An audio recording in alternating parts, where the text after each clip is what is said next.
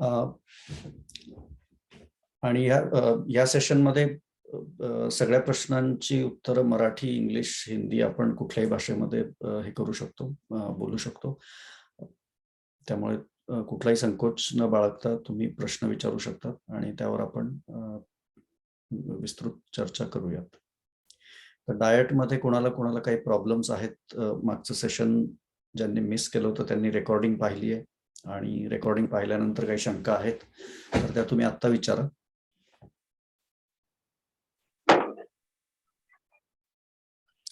Yes Manisha Kulkarni.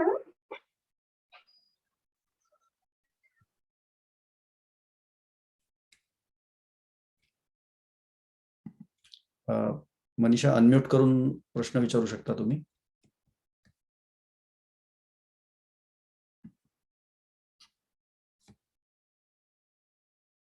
Okay, संध्याकाळी जरा भूक लागल्यासारखी होते. तर हा प्रश्न बऱ्याच जणांना असेल की संध्याकाळी जेवणाची सवय आहे आपल्याला आणि ती अचानक बंद केली आपण, तर त्यामुळे संध्याकाळी भूक लागल्यासारखी वाटते, बऱ्याच वेळेला काहीतरी खावं लागेल असं वाटतं. तर सुरुवातीला हा त्रास होईल आणि त्यात वावगं काही नाहीये, इट इज व्हेरी नॅचरल. पण सातत्याने तुम्ही जसं जसं एक आठवडाभर जाऊ द्याल तेव्हा शरीराला ती सवय होईल रात्री न जेवायची. आणि मग तुम्ही कधी वाटलं 5-6 वाजता एखाद मुठभर राजगिऱ्याच्या लाह्या खाल्ल्या किंवा ज्वारीच्या लाह्या खाल्ल्या, त्याने बराचसा भूक मिटते. फार मोठा संध्याकाळी खाण्याचा कार्यक्रम करायची गरज नसते आणि शिजवलेलं अन्न आपण 2 वाजेनंतर टाळायचा प्रयत्न करायचा. त्यामुळे पोटाला व्यवस्थित आराम मिळेल आणि आपलं जे 100% आहार आहे तो आपण दिवसभरामध्ये संपवतोच आहे. फक्त एवढंच आहे की आपण वेळा त्याच्या बदलल्या आहेत. त्यामुळे उपासमार होतीये असं कुठे नाहीये. तुमचा जो आहार होता तोच आपण घेत आहोत, कोटा तेवढा पूर्ण करत आहोत, फक्त आपण वेळा बदलल्या आहेत त्याच्या. आणि संध्याकाळी दूध पिणारच आहात, दुधाच्या ऐवजी कधी ताक वाटलं ताक पिणार आहात, मग ताकाचा मठ्ठा करा. त्यामध्ये कधी पुदिना घाला, कधी कोथिंबीर, कधी आल्याची फोडणी द्या, कधी काळे मिरे पावडर घाला, कधी चाट मसाला घाला. जसं तुम्हाला आवडती टेस्ट तशी करून ताकाची तुम्ही पिऊ शकता.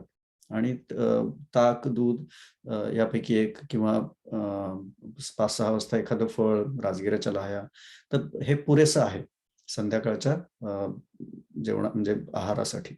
त्या पलीकडे जाण्याची गरज नाहीये आणि शरीर तेव्हा कष्ट त्याचे कमी कमी होत जातात आणि नंतर आपल्याला झोपायचं असतं. त्यामुळे रात्री जेवून किंवा काही खाऊन उपयोग नसतो.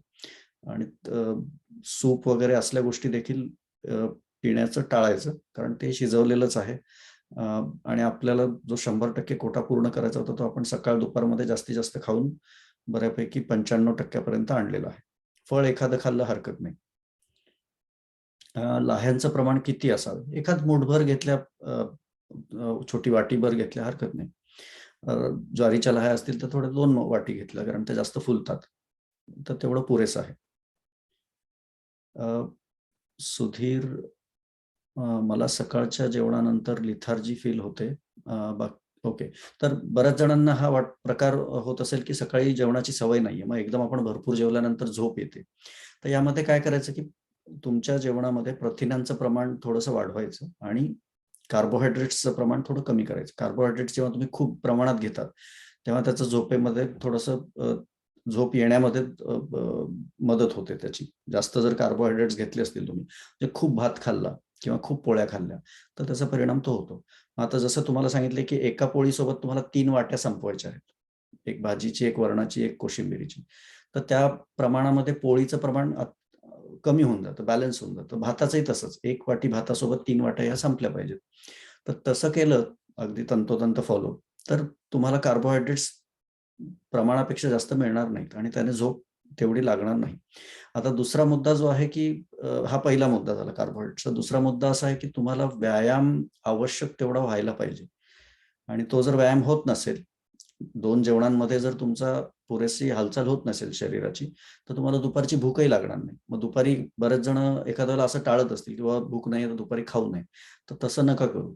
कारण दुपारी जेव्हा तुम्ही जेवण टाळाल तेव्हा आपोआप संध्याकाळी तुम्हाला जास्त भूक लागेल. त्यामुळे दुपारी खाणं टाळू नका. दुपारी 1 वाटी कोशिंबीर, 1 वाटी मोड आलेलं कडधान्य, ताक आणि अर्धी पोळी भाजी जे काही जाईल ते 12 ते 2च्या दरम्यान खायचं. ते जर टाळलं तर तुम्हाला संध्याकाळी भूक लागेल आणि ते व्हायला नको. तर हे सगळे जे एकमेकात गुंतलेले पाय एक जरी काढला तुम्ही तर सगळे पडतील. आणि त्यामुळे पहिले 2 जेवण व्यवस्थित झालेच पाहिजे, तरच तुम्हाला रात्री न जेवण्याचा त्रास होणार नाही शरीराला तरी, आणि शक्ती पुरेशी मिळेल. संध्याकाळी फळ चालेल ना? हो, 6-7 वाजता तुम्ही फळ खाल्लं हरकत नाही. झोपेच्या वेळी नका खाऊ मात्र, म्हणजे 8-9 वाजता वगैरे फळ नका खाऊ.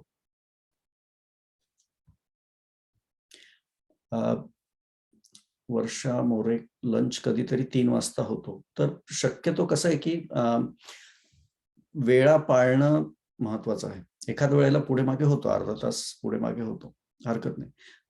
काही जणांची इमर्जन्सी असते, काही जण डॉक्टर्स आहेत तर त्यांच्या ह्याच्यात इमर्जन्सी असते. पण एक लक्षात घ्या की जितकी सातत्याने तुम्ही वेळ पाळाल, जितकं अनुशासन, डिसिप्लिन तुम्ही स्वतःला लावाल, तितक्या चांगल्या पद्धतीने तुम्ही डॉक्टर म्हणून सेवा करू शकाल रुग्णाची. तितक्या चांगल्या पद्धतीने तुम्ही आई म्हणून मुलाचं करू शकाल, बायको म्हणून नवऱ्याचं करू शकाल, किंवा नवरा बायकोचं करू शकेल. जॉबमध्ये तुम्ही तुमचं जस्टिस चांगल्या पद्धतीने करू शकाल जॉबला.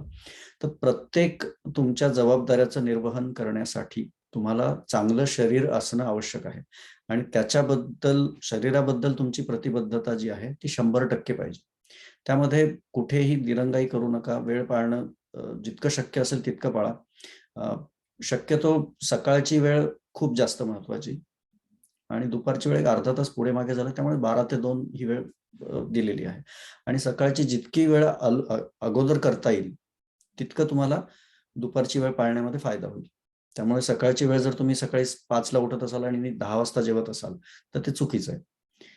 5 वाजता उठणाऱ्याने 8 वाजेपर्यंत जेवण केलेलं चांगलं. 6 वाजता उठणाऱ्याने 9च्या आत जेवण केलेलं चांगलं. उशिरा जेवण केल्याचं नुकसान आहे, जास्त लवकर केल्याचं जेवणाचं नुकसान नाही. आणि बऱ्याच जणांचे कॉल झालेले आहेत तर त्यांना व्यायामाचे प्रकार सांगितलेले आहेत. तर ते व्यायामाचे प्रकार तुम्हाला चांगल्या पद्धतीने करता आले पाहिजेत. ते व्यायामाचे प्रकार सकाळी उठल्यानंतर बऱ्याच जणांना सांगितले की 15 ते 20 सूर्यनमस्कार करायचे. तर त्यातून तुम्हाला जाणवेल की पुरेशी हालचाल होतीये, तुमचे कोर जे अवयव आहेत ते ऍक्टिव्ह होत आहेत, आणि तुम्हाला भूक लागते. म्हणजे व्हायटल ऑर्गन्स जेव्हा ऍक्टिव्ह होतात तेव्हा तुम्हाला भूक लागते. मग त्यातून भुकेचं प्रमाणही व्यवस्थित होईल, पचन शक्ती पण व्यवस्थित असेल, कारण तुम्ही थोडी हालचाल केली आहे 15-20 सूर्यनमस्कार एवढी तरी. आणि बाकीचा व्यायाम जो आहे तो दिवसभरात करायचा. जो सगळा व्यायाम तुम्हाला सकाळी करायची सवय आहे तो अर्ध्यावर आणा वाटल्यास, जर तुमची जेवणाची वेळ चुकत असेल तर. आणि व्यायामाच्या बरोबरच जेवणाला देखील प्राधान्य द्यायचं. बेसिक व्यायाम जो तुम्हाला सांगितला, एक लक्षात घ्या की तुमचं शरीर हे, पुस्तकातही लिहिलेलं आहे मी आणि हे सातत्याने सांगतो, की मानवी शरीर हे प्रचंड कष्टासाठी तयार केलेलं आहे, आणि त्या लेव्हलचे कष्ट आपण करतच नाहीत. म्हणजे जेवढी मेहनत व्हायला पाहिजे शरीरातनं तेवढी मेहनत आपण करतच नाहीत. तर त्यामुळे तुम्ही किती जरी मेहनत केली तर हे लक्षात ठेवा की तुम्ही त्या लेवलला जाणार नाहीतच. तर तुमचा आग्रह नेहमी हाच पाहिजे की मी किती जास्त अजून व्यायाम करू शकतो, कुठे कुठे व्यायामाला वेळ देऊ शकतो. आता सुरुवातीचा जो सकाळचा व्यायाम आहे, माझं म्हणणं आहे की कमीत कमी 15 ते 20 सूर्यनमस्कार होतील एवढं लक्ष द्या. त्यानंतर तुम्हाला एक 4-5 किलोमीटर चालता आलं सकाळी, वेळ असेल तर तेही करा. पण महत्वाचं काय आहे की जेवण ते जर 2 ते 3 तासात होत असेल तर तुम्हाला बाकीचा व्यायाम करायला वेळ मिळत असेल तर तो करा. नसेल मिळत वेळ सकाळी तर थोडा कमी करा सकाळी व्यायाम. 15-20 सूर्यनमस्कार करायला 15-20 मिनिटं लागतात. 1 किलोमीटर चाललात, काही बाकीचे हे केले, प्राणायाम केले, प्रकार, दोरीवरच्या उड्या मारल्या, एक 5-10 मिनिटं तो व्यायामाचा प्रकार झाला. अर्धा तासात हे उरकतं. अर्धा तास ते 1 तास याच्या पलीकडे जाऊ नका. आणि दिवसभरात म्हणजे पहिलं जेवण झालं आणि दुसरं जेवण याच्यामध्ये जो भाग आहे त्यामध्ये थोडीशी हालचाल होणं शरीराची आवश्यक आहे, थोडा व्यायाम होणं आवश्यक आहे. तर तुमच्यापैकी बरेच जण जे बैठे काम करतात, ज्यांचं ऑफिसमध्ये किंवा घरून काम आहे किंवा त्यांना वेगळी केबिन आहे ऑफिसमध्ये, तर त्यांनी दिवसभरामध्ये तो सूर्यनमस्कार जसं सांगितलंय तसं करायला हरकत नाही. दर 2 तासाला तुम्ही करायला पाहिजे. पण आता साधारण 40 वयोगटातले जे लोक आहेत, 40 ते 50 असं धरून चालूयात आपण, 35 ते 50 धरून चालूयात, तर यांना 5 किलोमीटर पळता आलं पाहिजे, एवढी त्यांची शारीरिक क्षमता पाहिजे, असं बऱ्याच जणांना कॉलमध्ये देखील मी सांगितलेलं आहे. तर ती क्षमता तुम्हाला येणं सहजपणे शक्य आहे जर तुम्ही सातत्यपूर्ण 10 आठवडे काम केलं. जर बऱ्याच जणांना मी रनिंगचा ऍप दिलेला आहे, सायकलिंग करायला सांगितलेलं आहे, त्यानंतर ब्रिस्क वॉक, रन वॉक असं करायला सांगितलेलं आहे. तर त्या प्रकारामधून तुमची क्षमता वाढेल आणि तो तुमचा बेसिक लेवल रीच झाला पाहिजे की 5 किलोमीटर मला पळता आलं पाहिजे, किंवा स्विमिंग एक अर्धा तास करता आलं पाहिजे न थांबता, किंवा बॅडमिंटन 1 तास खेळता आलं पाहिजे, किंवा सायकलिंग एक 20 किलोमीटर करता आली पाहिजे एक न थांबता. आता यातून होतं काय की या प्रकारचा व्यायाम जेव्हा तुम्ही करता तेव्हा अपेक्षा ही असते की आठवड्यातून 3 दिवस तुमचं अंग घामाने अगदी ओलं झालं पाहिजे, कपडे अगदी ओले झाले पाहिजेत घामाने, दम भरपूर लागला पाहिजे.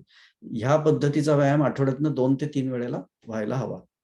आणि तो होत नसेल तर तुम्ही शरीराचा पुरेसा उपयोग करत नाही. आता काही जणांना घाम येत नाही, तो भाग वेगळा, पण तेवढ्या प्रकारचा व्यायाम, तेवढ्या लेवलचा व्यायाम व्हायला हवा आणि तेवढा दम लागायला हवा, तेवढा थकवा यायला हवा व्यायामातून. आणि जसं सुरुवातीला जेव्हा तुम्हाला व्यायामाची सवय नाहीये तेव्हा थकवा लवकर येईल, पण तुम्ही जर व्यायाम सातत्यपूर्ण पद्धतीने करत राहिलात तर तो थकवा हळूहळू हळूहळू कमी होईल आणि मग कॅपॅसिटी वाढेल आणि मग तसा तुमचा व्यायाम देखील वाढला पाहिजे. बाकी अजून कोणाला प्रश्न आहेत?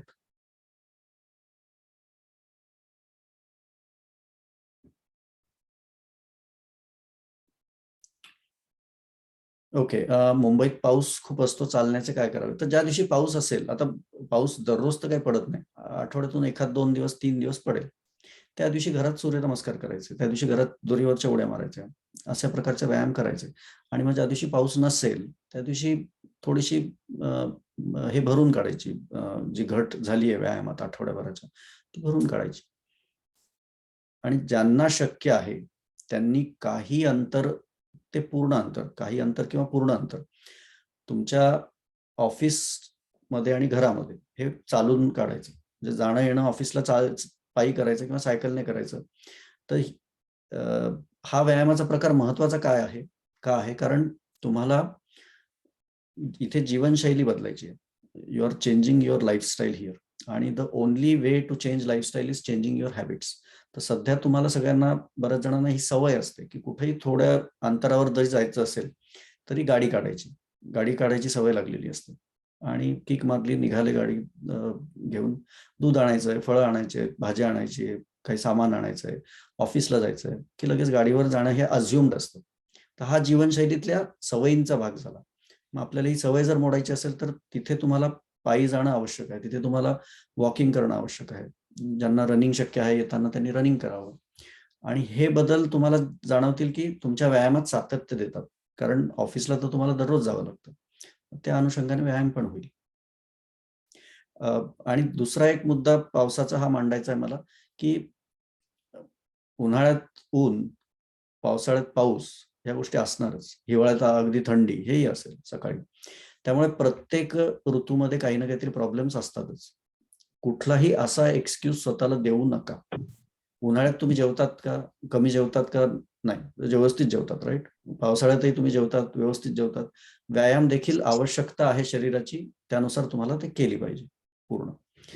इथे बऱ्याच वेळेला स्नो पडतो परदेशामध्ये, तेव्हा पण आम्ही रनिंग करतो, सायकलिंग करतो, जे काही व्यायामाचे प्रकार आहेत ते करतो. त्यामुळे जितकं एक्सक्यूज द्याल तुम्ही तितके तुम्हाला कारण सापडतील आणि तेवढं मन आळशी होत राहील. त्यामुळे स्वतःबद्दल थोडी कठोरता बाळगायची आणि तरच तुम्हाला त्या अनुशासनातून चांगल्या सवयी लागतील आणि बदल घडतील. तर एखाद दिवशी पावसात जाऊन बघा, छत्री घ्या आणि वॉकला जाऊन बघा. तुम्हाला तुमचं आश्चर्य वाटेल, आनंद वाटेल की बाबा पाऊस असूनही मी वॉकला गेले. तर हॅलो. हा, तर स्वतःचे हे बद्दलचे जे धाडस करण्याचे प्रमाण आहे ते वाढलं पाहिजे. पावसामुळे थांबणं किंवा ऊन आहे खूप म्हणून थांबणं हे कमी झालं पाहिजे. बाकी अजून कोणाला काही शंका आहेत? गौरी, तुम्हाला काही विचारायचं आहे?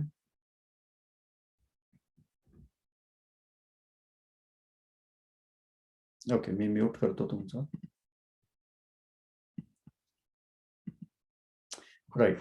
सो हे झाले पूर्वीच्या सेशन मधले तुमचे प्रश्न उत्तर. आता अजून एक त्याबद्दल माहिती द्यायची म्हणजे बऱ्याच जणांना हा प्रश्न पडला होता की सर सकाळी लवकर उठून करायचंय, मग ते होत नाहीये, तेवढी तयारी होत नाहीये, सकाळी उठून घाई होते. तर योग्य ती तयारी रात्री करून ठेवायची. मात्र अन्न रात्री शिजवायचं नाही, ते सकाळीच शिजवायचं. कारण जितक्या उशिरा जेवाल तुम्ही शिजवलेलं अन्न, तितकं त्याचं विघटन झालेलं असेल आणि ते विघटन तुमच्यासाठी चांगलं नाही. त्यातले केमिकल एनर्जी राहील फक्त. जैविक एनर्जी, जी प्राणिक एनर्जी आपण आयुर्वेदात म्हणतो, मॉडर्न मेडिकल सायन्समध्ये देखील म्हणतो, तर ती निघून जाईल आणि त्याचं विघटन झाल्यामुळे ती तेवढी सकस गोष्ट राहणार नाही आणि त्यामुळे तो आहार तेवढा फायदेशीर होणार नाही. म्हणून शक्यतो सकाळी शिजवायचं आणि छोट्या छोट्या गोष्टी ज्या आहेत तयारी करून ठेवायची, ती रात्री तयारी करून ठेवायची. उदाहरणार्थ तुम्ही कणिक भिजवून ठेवू शकता रात्री, डाळ भिजवून ठेवू शकतात आणि सकाळी कुकरमध्ये लावली ती लवकर होईल. कुकरमध्ये डाळ तांदूळ लावलं ते 5 मिनिटात त्याचं होतं. भाजी तुम्हाला करायची, ती भाजी निवडून ठेवणे रात्रीच आणि सकाळी नुसती कोशिंबीर करायची, भाजी करायची आणि पोळ्या. तर ह्या सगळे प्रकार तुमचे साधारण 40 ते 45 मिनिटात होतात. सगळ्यांसाठी स्वयंपाक करत सुरुवातीला बसू नका. आधी सुरुवातीच्या सवयी स्वतःच्या व्यवस्थित करा, तुम्हाला त्याचा फायदा जाणवेल आणि मग सगळ्यांसाठी करा. तर हे बदल करताना एक लक्षात ठेवायचं की कुठेही स्वतःला एक्सक्यूज देऊ नका कुठलीही, की हे प्रॉब्लेम आहेत, ते प्रॉब्लेम आहेत. सगळ्यांवर विजय मिळवण्याचा प्रयत्न करा आणि ती सकारात्मकता एकदा तुमच्या मनात आली की मला हे करायचंच आहे, काही झालं तरी, तर तुम्हाला त्याचे फायदे जाणवतील. एकदा फायदे जाणवल्यानंतर मग कोणी तुम्हाला फोर्स करायची गरज नाही, कारण तुम्ही आपोआप मग कराल त्या गोष्टी.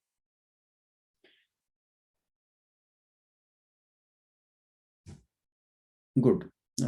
सकाळी मनीषा लवकर उठू लागली कारण भूक लागते आणि मग स्वयंपाकही लवकर होतो. तर हा फरक तुम्हाला सगळ्यांना जाणवेल की रात्री जेवण बंद झाल्यापासून सकाळी लवकर जाग येते आणि तुमचं पोट देखील साफ होतं त्याने.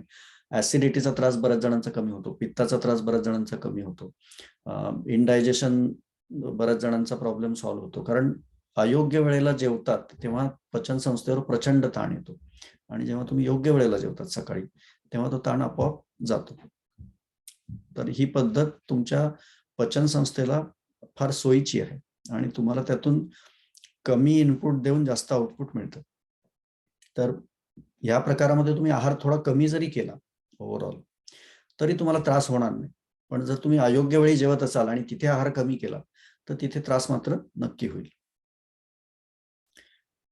सो आता आपण पुढच्या भागाकडे वळूया. तर व्यायामामध्ये जेव्हा आपण शारीरिक क्षमतेच्या बाबतीमध्ये चर्चा करतो, तेव्हा कुठली गोष्ट जास्त महत्वाची आहे? वजन महत्वाचं आहे का चपळता महत्वाची आहे का बॉडी फॅट्स आणि फॅट आणि मसलचं जे पोर्शन आहे ते महत्वाचं आहे, मस्क्युलर बॉडी असणं महत्वाचं आहे का रिफ्लेक्सेस महत्वाचे आहेत? यापैकी कुठली गोष्ट तुम्हाला वाटते की कुठली महत्वाची आहे गोष्ट? तुम्ही अनम्यूट करूनही उत्तर देऊ शकता. सर चपळता. चपळता, करेक्ट. स्टॅमिना. करेक्ट. तर ह्या गोष्टी जेव्हा आपण चपळता आणि स्टॅमिना म्हणतो, तेव्हा तुम्हाला ही जाणीव होईल की त्याच्या पलीकडेही जाऊन काहीतरी असतं. आता तुम्ही म्हणालात की चपळता महत्वाची आहे, स्टॅमिना महत्वाचा आहे. ह्या सगळ्या गोष्टींना धरून किंवा सगळ्या गोष्टींना एनकम्पास करून जी गोष्ट आहे ती म्हणजे रिफ्लेक्सेस आहे. म्हणजे नुसतं बॉडी वेट जर असेल व्यवस्थित पोर्शन मध्ये, व्यवस्थित प्रपोर्शन मध्ये बॉडी असेल, तर ती उपयोगाची आहे का? ती तेवढी उपयोगाची नाही. त्यामध्ये चपळता पाहिजे. आता नुसती चपळता असून उपयोगाची आहे का? समजा मी तुमच्या बाजूने एक पेन फेकून मारला किंवा बॉल फेकून मारला तुमच्या दिशेने किंवा दगड फेकून मारला, तुम्ही चपळ असाल, पण तुमची इंद्रिय जर लगेच ते सिग्नल कॅच करत नसतील की काही आपल्या दिशेने येतंय आणि आपल्याला हालायचंय जागेने, त्या बॉलला किंवा त्या पेनाला डकवायचंय किंवा त्या दगडाला डक करून बाजूला व्हायचंय, तर हे जोपर्यंत इंद्रियांना कळणार नाही तोपर्यंत ती चपळता देखील काही उपयोगाची नाही. स्टॅमिना उपयोगाचा तेव्हाच आहे जेव्हा तो स्टॅमिना तुम्हाला योग्य प्रकारे वापरता येईल, योग्य ठिकाणी वापरता येईल. तर रिफ्लेक्सेस ही एक अशी गोष्ट आहे की ज्यामध्ये तुमची फिजिकल स्टेबिलिटी, मेंटल स्टॅबिलिटी, इंद्रियांचा तल्लखपणा, मेंदूचा तल्लखपणा, या सगळ्या गोष्टी येतात. म्हणजे आता रिफ्लेक्सेस कशाला म्हणतात, मराठीत त्याला प्रतिक्षिप्त क्रिया म्हणतात. आणि या प्रतिक्षिप्त क्रियेचं उदाहरण म्हणजे मी तुमच्या डोळ्यात बोट घातलं, समजा कोणी डोळ्यात बोट घातलं तुमच्या, तर आपोआप तुमच्या डोळ्याची पापणी बंद होते. कोणी एखादं आपण संत्रीचं जसं साल हे करतो, पिळतो कोणाच्या डोळ्यासमोर, तर एकदम आपण डोळे बंद करतो, ते रिफ्लेक्सेस. आणि हे रिफ्लेक्सेस, या रिफ्लेक्सेस मध्ये काय काय कॉन्ट्रीब्युशन असतं पहा. या रिफ्लेक्सेस मध्ये तुमच्या मेंदूची तल्लखता असते. मेंदू लगेच तुमचा तल्लखपणे कॅच करायला पाहिजे. त्याच्या न्यूरॉन्सने बरोबर सिग्नल द्यायला पाहिजे सगळ्या अवयवांना, आणि त्यानुसार तुमच्या मसल्सची हालचाल व्हायला पाहिजे. आता ही सगळी हालचाल जेव्हा होईल, त्या हालचालीसाठी तुमच्या मसल्समध्ये देखील स्ट्रेंथ पाहिजे, मसल्समध्ये फ्लेक्सिबिलिटी पाहिजे, इंद्रियांमध्ये तेवढी सजगता पाहिजे की काही होतंय आजूबाजूला ती लगेच कॅप्चर करण्याची. आता ह्या सगळ्या गोष्टी मिळून रिफ्लेक्सेस तयार होतात. त्यामुळे तुमचे रिफ्लेक्सेस हे सगळ्यात महत्वाचे. तर तुमचं आरोग्याची गुणवत्ता, शारीरिक क्षमतेची गुणवत्ता, याचं अतिशय उत्कृष्ट मापदंड काय आहे, तर रिफ्लेक्सेस. त्याचं उत्कृष्ट मापदंड केवळ चपळता नाहीये, केवळ बॉडी वेट नाहीये, केवळ फॅट आणि मसल बॅलन्स नाहीये. त्याचं सगळ्यात उत्कृष्ट मापदंड रिफ्लेक्सेस आहे. आणि रिफ्लेक्सेस म्हणजे तुम्ही आता बघितलं असेल की एक कराटे खेळणारे किंवा तायक्वांदो खेळणारे किंवा चांगला योगाभ्यास असलेले योगी, ते अत्यंत हाडकुळे असतात. त्यांच्याकडे अजिबात वजन नसतं, मांस नसतं, अगदी हाडकुळे असतात. खाणं एकदम कमी असतं. तुम्हाला वाटेल की याला एक बुक्का मारला तर हा पडेल, पण त्यांची क्षमता पण खूप जास्त असते. त्यांचे रिफ्लेक्सेस अतिशय तीक्ष्ण असतात. त्यांना म्हणजे योगी जे असतात पोहोचलेले, त्यांना तर समोरच्याच्या मनात काय चाललंय ते देखील कळतं. पण त्यांचे इंद्रिय त्यांच्या नियंत्रणात असतात आणि प्रत्येक घटनेचं आकलन त्यांचं खूप चांगलं होत असतं त्यामुळेच. कारण त्यांची नजर चौफेर असते आणि प्रत्येक घटनेतून त्यांची इंद्रिय योग्य ती माहिती घेऊन त्यांच्या मेंदूपर्यंत पोहोचवत असतात आणि तेव्हाच त्यांचा मेंदू योग्य ते निर्णय घेऊन मसल्सला डायरेक्शन देतो कुठलीही हालचाल करण्यासाठी. तर हे रिफ्लेक्सेस त्यांच्यामध्ये खूप चांगल्या पद्धतीने डेव्हलप झालेले असतात. तसे रिफ्लेक्सेस तुमच्यामध्ये डेव्हलप होणं आवश्यक आहे.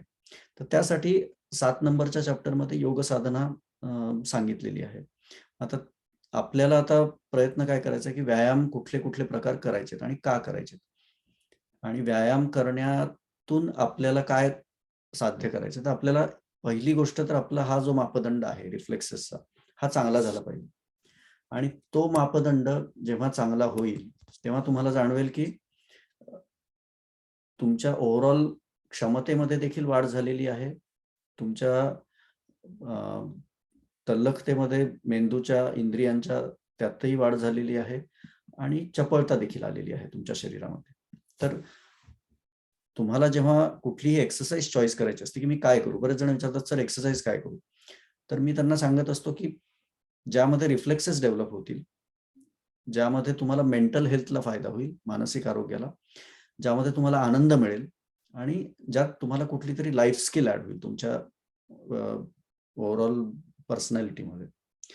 हे सगळे 4 मापदंड जेव्हा तुम्ही लावाल एक्सरसाइज चॉईस करताना, त्यातून जो काही निर्णय येईल तो तुम्ही वापरायचा आणि तो एक्सरसाइज तुमच्यासाठी चांगला.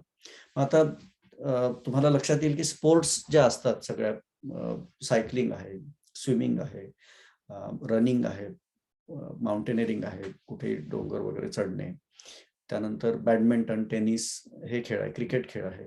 तर जितके स्पोर्ट्स आहेत त्यामध्ये तुमच्या सगळ्या सांध्यांची, सगळ्या अवयवांची एक कोऑर्डिनेटेड हालचाल होत असते. त्यामुळे तुमच्या शरीरामध्ये योग्य पद्धतीने हालचाल होत तुमचे रिफ्लेक्सेस डेव्हलप होतात आणि तुमच्या सगळ्या सांध्यांना देखील व्यायाम होतो. तर त्यामुळे स्पोर्ट्स हे उत्तम व्यायामाचं साधन आहे. आता त्यातही तुम्हाला एक अजून उदाहरण देतो की रोविंग जे असतं, नाव वल्हवणे, नदीवर किंवा समुद्रात करतात, तर त्यामध्ये तुमच्या काफ्सचा व्यायाम होतो भरपूर आणि छातीचा आणि शोल्डर हे सगळे व्यायाम होतात. बरेच गोष्टींचा व्यायाम होतो त्यामध्ये, बऱ्याच जॉईंट्सचा व्यायाम होतो. आता रोविंग मशीन ही जिम मध्ये पण बऱ्याचशा ठिकाणी आढळते तुम्हाला. आता रोविंग मशीन मधून होणारा व्यायाम आणि ऍक्च्युअल नदीमध्ये रोविंग करून होणारा व्यायाम ह्यात जमीन आसमानचा फरक असतो. ह्यात फरक काय असतो? जेव्हा तुम्ही नदीवर रोविंग करताय तेव्हा आजूबाजूला वातावरण अतिशय प्रसन्न असेल. तुम्ही पाण्यामध्ये तिथे रोविंग करत असाल, आजूबाजूला पक्षी असतील, खाली काही मासे असतील एखाद्या वेळेला, आणि त्या प्रसन्न वातावरणात फ्रेश एअरमध्ये तुम्ही रोविंग करतात, तर तिथे तुम्हाला आनंद मिळेल. भले तिथे पाण्याच्या आवेगामुळे तुम्हाला जो हे असेल, अवरोध असेल, गतिरोध असेल, तो जास्त असणार आहे. जिम मध्ये तो तुम्ही रेप्लिकेट करू शकणार नाहीत. आणि जिम मध्ये सगळ्या तुमच्या त्या अवयवांना व्यायाम होणार नाही जेवढा तो प्रत्यक्ष नदीवर होईल. तर हा फरक असतो. आपल्याला फार फार तर थोडं बहुत काही रिइम्प्लिमेंट जिम मध्ये करता येतं जेणेकरून तशाच प्रकारचा व्यायाम होईल, पण तो तरी देखील तो परिपूर्ण नसतो. आणि तो परिपूर्ण व्यायाम हा स्पोर्ट्स करतानाच होतो, हे लक्षात ठेवायचं. तर ह्यामध्ये आता जितका तुम्ही आकलन तुमचं व्यायाम चॉईस करण्यामध्ये हे सगळे मुद्दे मांडून आणि चॉईस कराल, तितका तुमच्यासाठी तो योग्य व्यायाम ठरेल. दुसरा एक महत्वाचा मुद्दा हा आहे की व्यायाम चॉईस करताना त्याचा मानसिक आरोग्याला फायदा झाला पाहिजे. तर आपण जेवणामध्ये जसं एखादं समजा साधं जेवण केलंय घरी आणि ते जेवलो. आता ते मी समजा तुम्हाला सांगितलं की हे नाही, हे प्रसाद दाखवायचा आहे देवाला, आणि तुम्ही तो प्रसाद दाखवायचा म्हणून तो जेवण करतायत आणि मग ते देवाला प्रसाद दाखवला आणि नंतर तुम्ही स्वतःला वाढताय किंवा घरच्यांना वाढतायत. आता द मोमेंट यू से की हे प्रसाद आहे, हे देवाला अर्पण करायचं आहे, त्याच्यामध्ये आपोआप तुमच्या करण्यामध्ये देखील सात्विकता येते, एक भाव येतो, आणि ते वाढताना लोकांना जेवताना देखील तो भाव जाणवतो. त्यातून लोकांना देखील ते प्रसाद आहे म्हणून सात्विक वाटेल, जेवणात देखील आनंद निर्माण होईल. तर फक्त स्वयंपाक करताना ती एक भावना ऍड केली आपण की हे देवाला अर्पण करतो, तर त्याचा प्रसाद होतो आणि त्यात सात्विकता येते. तसंच व्यायामामध्ये देखील आहे. तुम्ही व्यायामामध्ये मानसिक आरोग्याला फायदा होईपर्यंत त्याच्यामध्ये बदल साधायचा. म्हणजे आता नुसतं जिम मध्ये गेलात तर त्याच्यात मानसिक आरोग्यात काही फायदा होणार नाही, फक्त तुमचे मसल्स डेव्हलप होतील. पण हेच तुम्ही जर रोविंग केली किंवा सायकलिंग केली बाहेर आउटडोअर, किंवा रनिंग केली, स्विमिंग केली, तर त्या स्पोर्ट्समधनं तुम्हाला मानसिक आरोग्याला फायदा होईल. तुम्ही जर बघितलं असेल की प्रत्येक स्पोर्ट्समन हा उत्कृष्ट नेता असतो, उत्कृष्ट इंडिव्हिज्युअल प्लेयर असतो, आणि त्याच्यामध्ये एक स्पिरिट असतो, तो कधी हारत नाही. आणि त्याला प्रत्येक हार ही खिलाडू वृत्तीने घेण्याची वृत्ती असते त्याच्यामध्ये, आणि त्याच्यामध्ये नेव्हर से डाय स्पिरिट असतो. तो कधीही हार मानत नाही, तो सतत प्रयत्न करत असतो. एकदा हारला तरी पुन्हा प्रयत्न करेल, पुन्हा प्रयत्न करेल, कारण ती एक खिलाडू वृत्ती डेव्हलप होते खेळ खेळण्यातून. तर ती खिलाडू वृत्ती तुम्ही जेव्हा खेळ चॉईस कराल तुमच्या व्यायामाचं साधन म्हणून, तेव्हा तुम्हाला ती वृत्ती तुमच्यामध्ये देखील आढळेल. आणि आपण जरी साधे गृहस्थाश्रमात असलो, नोकरी, मुलं, बाळ, संसार असला, तरी ह्या गुणांचा आपल्याला प्रत्येक ह्याच्यामध्ये फायदा होतो, आणि तो फायदा करून घेणे या छोट्या छोट्या बदलातून आवश्यक आहे. त्यामुळे व्यायाम चॉईस करताना नेहमी स्पोर्ट्सला जास्त प्राधान्य द्यायचं. आणि मी आतापर्यंत कोणालाही जिम जॉईन करा म्हणून सांगितलेलं नाही, ते याकरताच, कारण जिम मध्ये मानसिक आरोग्याला तेवढा फायदा होत नाही, आणि तो तुम्हाला आवश्यक आहे व्यायामामधून होणे. तर ही एक गोष्ट लक्षात ठेवायची. तर आता तुमच्यापैकी स्पोर्ट्स, ऍक्टिव्ह स्पोर्ट्स काय काय कोणी कोणी खेळतात हे मला सांगा. मी स्वतः बॅडमिंटन खेळतो, लॉन टेनिस खेळतो, रनिंगला जातो, सायकलिंग करतो, स्विमिंग करतो, आणि वर्षातून 3-4 वेळेला मी माउंटेनिअरिंगला जातो. येस मॅम, तुम्ही थोडं पळणं सुरू केलेलं आहे, व्हेरी गुड. बाकी कोणी कोणी काय काय स्पोर्ट्स मध्ये पार्टिसिपेट केलेलं आहे किंवा करतात?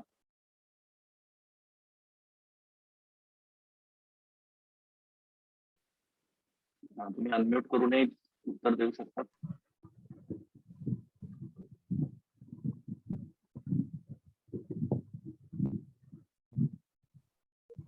मी सकाळी फिरायला जातो. Okay, good. आणि सुधीरजी, तुम्ही ट्रेकिंग करतात, very good. Shubham professional cricket very good. आणि यामध्ये तुम्हाला जाणवत असेल की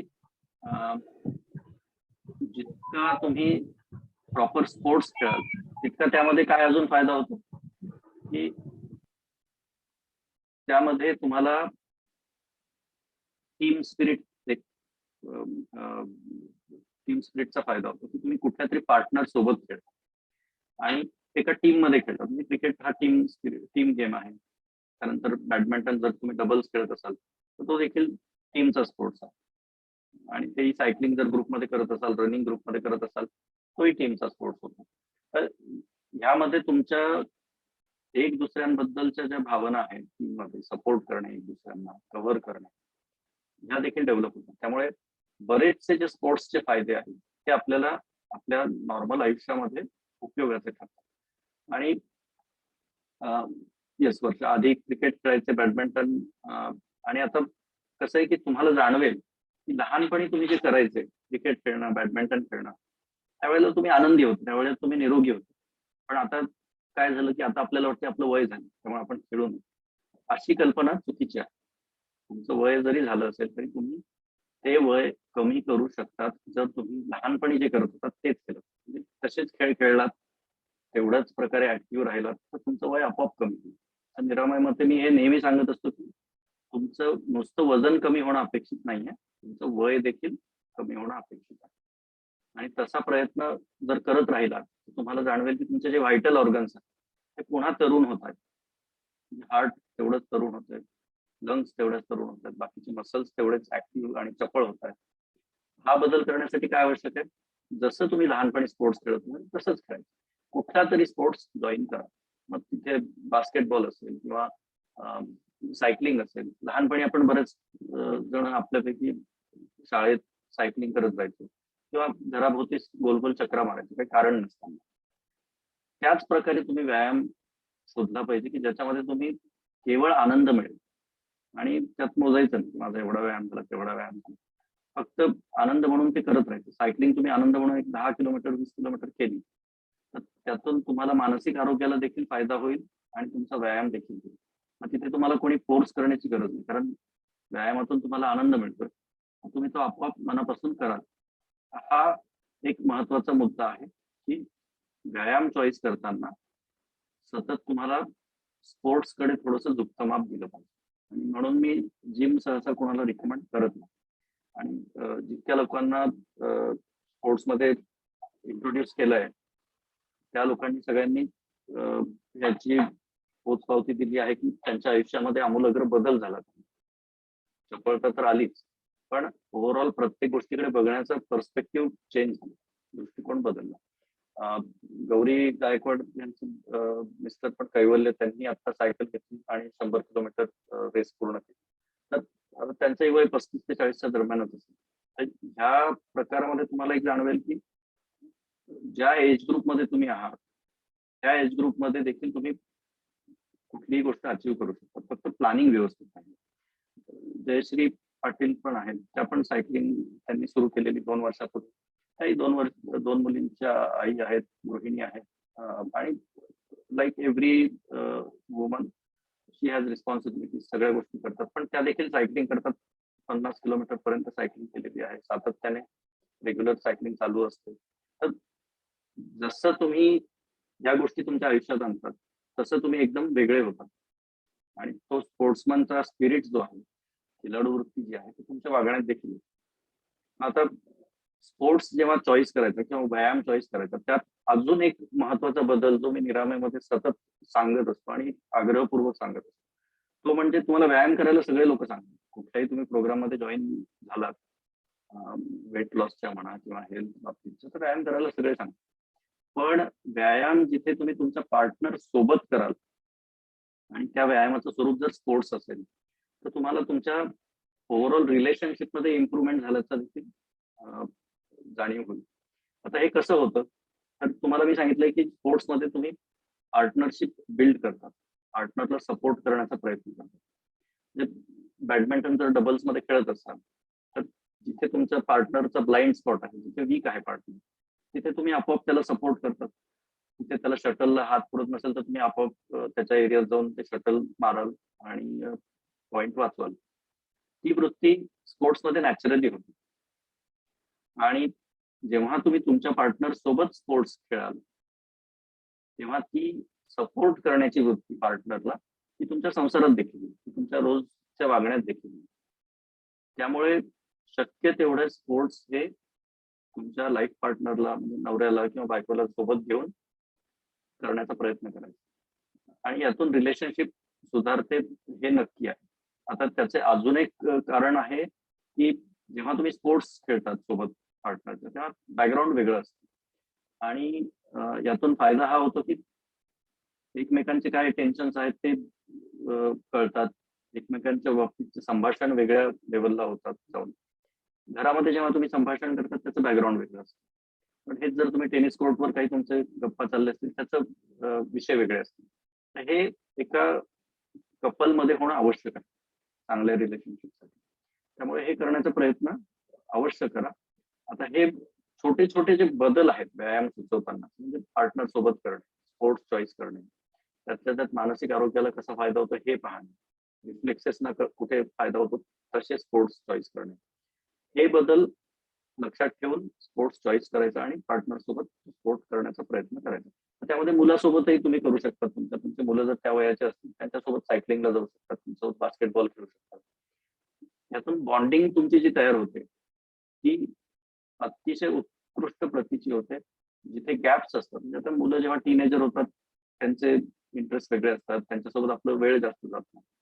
त्यांच्यासोबत वेळ जास्त चांगल्या पद्धतीने जाण्यासाठी त्यांना ज्या स्पोर्ट्समध्ये इंटरेस्ट आहे त्या स्पोर्ट्समध्ये अर्धा तास 1 तास आठवड्यातून 2-3 वेळेला घालवायचा. सोबत तुमचा व्यायामही होतो आणि तुम्हाला तुमच्या रिलेशनशिपमध्ये देखील त्याचा फायदा जाणवतो.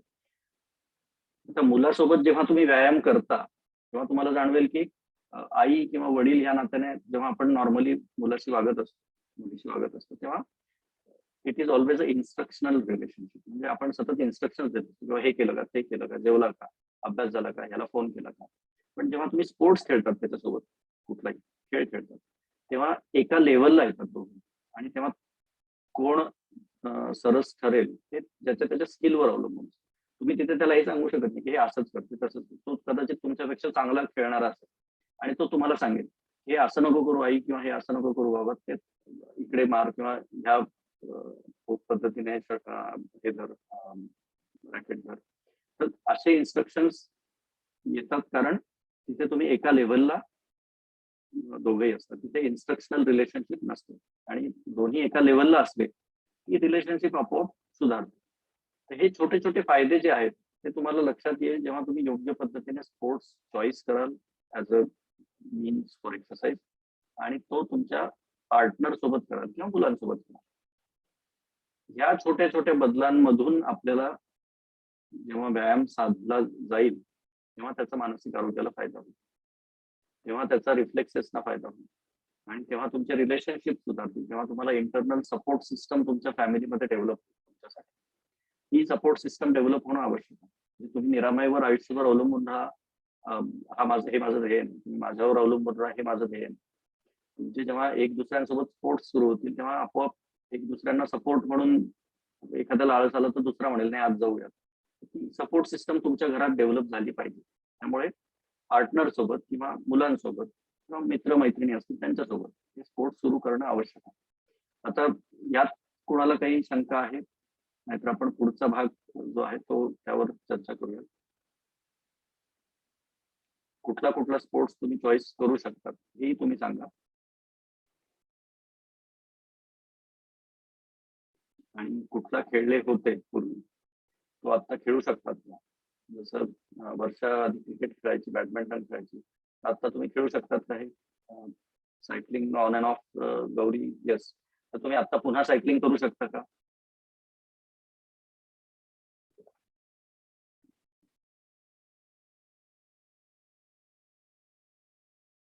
येस. गुड. तर स्पोर्ट्स मधून जेव्हा तुम्हाला तो आनंद मिळेल पुन्हा तेव्हा तुम्ही मनाने लहान मुलासारखे व्हाल. हसत खेळत बागडत तुमचा व्यायाम होईल आणि त्या व्यायामातून तुम्हाला जाणवेल की मन देखील तुमचं लहान मुलासारखं आनंदी होईल. आणि जिथे मन आनंदी झालंय, लहान मुलासारखं झालंय, उत्साही झालंय, तिथे तुमचं शरीर देखील त्या मनाला अनुसरून चपळ होईल. तर ती चपळता शरीरात येण्यासाठी तुमचं मन आधी चपळ होणं आवश्यक आहे. मनामध्ये तो आनंद असणं, लहान मुलाचा निरागसपणा असणं हे आवश्यक आहे. आणि तो स्पोर्ट्स मधून येतो. त्यामुळे स्पोर्ट्स नेहमी चॉईस करा व्यायामासाठी. दुसरा यस, बास्केटबॉल मुलासोबत सुरू करा Varsha. That is very good. Mandar, cycling definitely that helps. मी मुलीसोबत सायकलिंगला जातो बऱ्याच वेळेला, त्याचा बराच फायदा होतो. बॉन्डिंग चांगल्या पद्धतीने होते. आणि लॉंग डिस्टन्स मित्रांसोबत देखील सायकलिंगला जातो. तिथे बऱ्याच वेळेला काय होतं की आपण आता मित्रमैत्रिणी वगैरे भेटतो. तर मित्रमैत्रिणी भेटण्याची जागा कुठली असते? सहसा हॉटेल असते, रेस्टॉरंट असते. तर तिथे संध्याकाळी भेटतात किंवा सकाळी नाश्त्याला भेटतात, सगळे जेवतात कुटुंब आणि गप्पा गोष्टी होतात आणि घरी येतो आपण. ही साधारण मित्रमैत्रिणी भेटण्याची किंवा नातेवाईक भेटण्याची पद्धत आहे. पण मी जेव्हा भेटतो बऱ्याचदा मित्रांना, तेव्हा मी ठरवतो की काहीतरी ऍक्टिव्हिटी करू. मग बॅडमिंटन कोर्ट बुक करणे, मग 5-6 मित्र मिळून खेळणे किंवा एखाद्या वेळेला ट्रेकिंगला जाणे. 4-5 मित्र दिवसभर ट्रेकिंगला गेलो, मग तिथे दिवसभर तुम्ही काय बाहेरचं खाल्लं तरी हरकत नाही, पण प्रचंड मेहनत होते. आणि जिथे जिथे ऍक्टिव्हिटी बेस्ड मीटिंग असते तिथे तिथे बॉन्डिंग जास्त चांगल्या पद्धतीने. बऱ्याच वेळेला पुण्यामध्ये देखील मी जेव्हा येतो, पुण्यामध्ये, औरंगाबादला, मुंबईला, तेव्हा कुणाला भेटायचं असेल मी त्यांना सांगतो की आपण एक 4-5 किलोमीटर चालूयात. माझाही चालण्याचा कोटा पूर्ण होईल दिवसभरात, तुमचाही होईल आणि चालता चालता गप्पा मारूया. तर तसं गप्पा मारण्यातून तुमचा व्यायाम चांगल्या पद्धतीने होतो. तर ह्या छोट्या छोट्या बदलांना लक्षात घ्या आणि ते इम्प्लिमेंट करणं सुरू करा. कुणाला भेटायचं असेल तर आपण थोडंसं चालत चालत जाऊ आणि गप्पा मारूया. ते बसण्यापेक्षा ते चांगलं. आणि ही सवय जेव्हा तुम्हाला लागेल तेव्हा ही अडचण राहणार नाही की अरे आज कोणीतरी भेटायला येणार आहे, माझा व्यायाम होणार नाही, किंवा आज कोणाला तरी भेटायचंय, माझं बाहेर जेवण होईल. या सगळ्या अडचणी आपोआप जातील.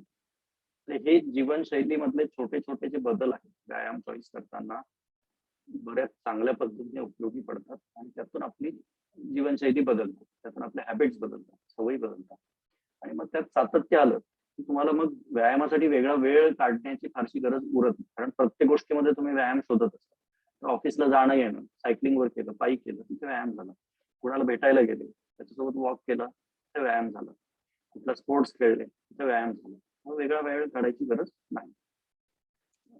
हा एक उत्तम प्रकार व्यायामाचा आहे, तो इम्प्लिमेंट करून पहा. एनी अदर क्वेश्चन ऑन दिस? तर आता निरामयमध्ये मी परवा पोस्ट टाकली होती या आठवड्यामध्ये की सांकेतिक वारी, निसर्ग वारी म्हणून आपल्या US मधल्याच टीम लीडर आहेत प्राजक्ता. त्यांनी तिथे US मध्ये हा निसर्ग वारीचा एक प्रकार सुरू केलेला बऱ्याच वर्षापासून. आणि मागच्या 2-3 वर्षामध्ये लॉकडाऊन होतं, त्यामुळे वारी देखील बंद होती आणि लोकांना जायला मिळत नव्हतं. तर आता आषाढी एकादशी 10 तारखेला आहे, तेव्हा सगळेजण पंढरपूरला जात असतात वेगवेगळ्या ठिकाणाहून. साधारण आळंदी ते पंढरपूर एक 250 किलोमीटर आहे. 200 ते 250 किलोमीटर बऱ्याच ठिकाणाहून अंतर असतात वेगवेगळ्या गावात. आणि ते तुम्हाला साधारण 20 ते 30 दिवसामध्ये अंतर कापायचं असतं. आणि तशाच प्रकारे ते वारीतले वारकरी चालतात. तर त्यासाठी ती पोस्ट टाकली होती. ती पोस्ट तुम्ही वाचा आणि त्या पोस्टमध्ये बरेचसे पॉइंट्स दिलेले आहेत जिथे तुम्हाला तुमचा जो व्यायाम आहे पुढच्या 10-15 दिवसासाठी, 20 दिवसासाठी जो करायचा आहे तो तुम्हाला त्या वारीशी जोडता येईल. आणि जिथे तुम्ही श्रद्धापूर्वक त्या वारीशी तो जोडाल तिथे तुम्हाला जाणीव होईल की तुमच्या चालण्यामधून थकवा कमी येतोय, मानसिक शांती जास्त मिळते, मानसिक स्वास्थ्य जास्त मिळतंय, आनंद जास्त होतोय, अध्यात्मात थोडी प्रगती दिसते. तर असे जॉईंट्स जे आहेत वेगवेगळ्या ठिकाणी करणे हे आवश्यक आहे व्यायाम चॉईस करताना. आणि त्यामुळे पुढच्या 10 दिवस आपण एक चालण्याची स्पर्धा घेऊ आणि त्या स्पर्धेमध्ये तुम्हाला वारीचं एक इंट्रोडक्शन मिळेल की तुम्ही कंटिन्यू करा 10 तारखेपर्यंत, 10 जुलैपर्यंत, जेणेकरून तुमचं चालणं देखील होईल आणि एक सवय लागेल शरीराला. आता स्पर्धा आवश्यक का आहे? तर तुमच्यापैकी शेवटच्या स्पर्धेमध्ये कोणी भाग घेतला होता एखाद्या स्पोर्ट्स इव्हेंटमध्ये किंवा स्पोर्ट्सच्या स्पर्धेमध्ये, खेळाच्या स्पर्धेमध्ये शेवटचं कोणी भाग घेतलेला आहे? रिसेंटली कोणी भाग घेतलेला आहे कुठल्या स्पर्धेमध्ये? सायकलिंगचे असू देत, कुठला खो खो असू देत, क्रिकेट असू देत, कुठली स्पर्धा तुम्ही भाग घेतलेली आहे? मी बॅडमिंटनच्या घेतलं होतं, त्यानंतर रनिंग, मॅरेथॉन आणि हाफ मॅरेथॉन मध्ये पार्टिसिपेट झालो होतो रिसेंटली. तुमच्यापैकी कोणी काही पार्टिसिपेट केलेलं आहे कुठल्या स्पोर्ट्समध्ये किंवा कुठल्या स्पर्धेमध्ये? यस, होते मॅरेथॉन पळालो होतं. Very good. आता लहानपणी तुम्ही स्पर्धेमध्ये सहभागी झाला असेल, बरोबर? तेव्हा कशी चुरस असते स्पर्धेमध्ये, एक दुसऱ्यांच्या ह्याने आपण प्रेरणा घेतो की अरे ती पण पळतीये, आपण पळतो, मी पण पळेल, मी पण थोडा जास्त स्पीडने पळेल. तर आपण जेव्हा स्पर्धेमध्ये भाग घेतो कुठे, तेव्हा आपण आपल्या क्षमतेच्या पलीकडे जाऊन थोडंसं परफॉर्मन्स करतो आणि ती सवय स्पर्धेमधूनच लागते. कारण तुम्ही एक दुसऱ्यांचे परफॉर्मन्स पाहतात आणि जिथे रिलेटिव्ह परफॉर्मन्स येतो ते आपण आपला परफॉर्मन्स आपल्या कॅपॅसिटीच्या बाहेर जाऊन चांगला करण्याचा प्रयत्न करतो. त्यामुळे स्पर्धात्मक वातावरण आवश्यक आहे, पण नेहमी स्पर्धा दुसऱ्याशी करणं गरजेचं नाही. आपल्याला फक्त आपला परफॉर्मन्स वाढवायचा, तर आपला आज समजा 5 किलोमीटरचा कॅपॅसिटी होती, ती उद्या 6 किलोमीटरची कशी होईल याकडे आपण लक्ष द्यायचं. तर स्पर्धेमध्ये जेव्हा जेव्हा तुम्ही भाग घ्याल तेव्हा तुम्हाला जाणवेल की तुमची कॅपॅसिटी जी आहे त्याच्या पलीकडे जाऊन तुम्ही प्रयत्न करू शकता आणि ती सवय स्पर्धेतनं लागते. दुसरं कारण स्पर्धेचं हे आहे की आपण ही टीमची कॉम्पिटिशन ठेवूयात. म्हणजे तुमच्या टीम मध्ये जे सगळे 10 जण आहेत, प्रत्येक टीम मध्ये 10-10 जण आहेत आणि अशा 5 टीम्स आहेत. तर ह्या 5 टीम्स एकमेकांशी कॉम्पिट करतील आणि तुमचे किलोमीटर मोजले जातील. टीमचे देखील मोजले जातील आणि इंडिव्हिज्युअली देखील मोजले जातील. तर यात तुम्ही सायकलिंग करू शकतात, तुम्ही वॉकिंग करू शकतात किंवा तुम्ही रनिंग करू शकतात आणि स्विमिंग देखील करू शकतात. हे चारही प्रकार आपण मोजूयात त्या कॉम्पिटिशन मध्ये आणि तुमच्या टीमचे टोटल किलोमीटर्स मोजले जातील, किती झाले. सायकलिंग जर केली तर ते 3/4 कन्सिडर केलं जाईल डिस्टन्स. म्हणजे तुम्ही जर 10 किलोमीटर सायकलिंग केले तर ते 7.5 किलोमीटर पकडलं जाईल. तुम्ही जर रनिंग केली तर 10 किलोमीटर असेल तर ते 15 किलोमीटर पकडलं जाईल आणि जर वॉकिंग केली तर जेवढं डिस्टन्स आहे तेवढं पकडलं जाईल. तसंच स्विमिंगला पण आपण एक फॅक्टर मल्टिप्लाय करू आणि लावूया. तर हा जो प्रकार आहे यातून तुमचे एकूण किलोमीटर दररोजचे तुम्ही टीम लिडरला तुमच्या सांगायचे आणि ते आपण एक्सेल शीट मध्ये मेंटेन ठेवूयात, जेणेकरून तुम्हाला कळेल आठवड्याभरामध्ये 10 दिवसामध्ये तुम्ही किती चालला सातत्यपूर्ण. आणि यामध्ये स्वतःचा रेकॉर्ड सातत्याने ब्रेक करायचा प्रयत्न करायचा. म्हणजे आज जर मी 5 किलोमीटर चालले तर माझं टार्गेट 10 किलोमीटर. तो एका दिवसात 10 किलोमीटर मला चालता आलं. पहिल्यांदा थकाल, साहजिक आहे, पण ती हळूहळू सवय होईल शरीराला. आणि जेव्हा तुम्ही तुमच्या क्षमते पलीकडे जाऊन परफॉर्म कराल तेव्हा आपल्या शरीरामध्ये काही हॉर्मोन्स रिलीज होतात, त्यांना हॅपी हॉर्मोन्स म्हणतात. म्हणजे जेव्हा तुम्ही काही अचीव्ह करतात ते तुम्हाला शक्य नसतं, लोक म्हणत असतात, तुम्हालाही खात्री नसते, पण तरी तुम्ही अचीव्ह करतात, तर तेव्हा बरेचसे हॅपी हॉर्मोन्स रिलीज होतात आणि त्यातून रिलॅक्सेशन होतं. त्यातून तुमच्या हॉर्मोनल सिस्टम जी आहे, एंडोक्राईन सिस्टम, ती देखील चांगल्या तऱ्हेने फंक्शन करते. हे हॅपी हॉर्मोन्स रेग्युलरली रिलीज होणे हे आवश्यक आहे आणि ते रेग्युलरली रिलीज होण्यासाठी तुम्हाला तुमचे विक्रम सातत्याने मोडत राहणे हे देखील आवश्यक आहे. आपण काय करतो की नेहमी आपल्याला स्वतःला कम्फर्ट झोन मध्ये ठेवतो. तर हे कम्फर्ट झोन मध्ये ठेवणं टाळलं पाहिजे आणि थोडं थोडं कम्फर्ट झोनच्या बाहेर आपण जाऊन परफॉर्म केलं पाहिजे. तिथे तुम्हाला ते हार्मोन्स रिलीज झालेले दिसतात. कम्फर्ट झोन मध्ये ते कधीच होणार नाही.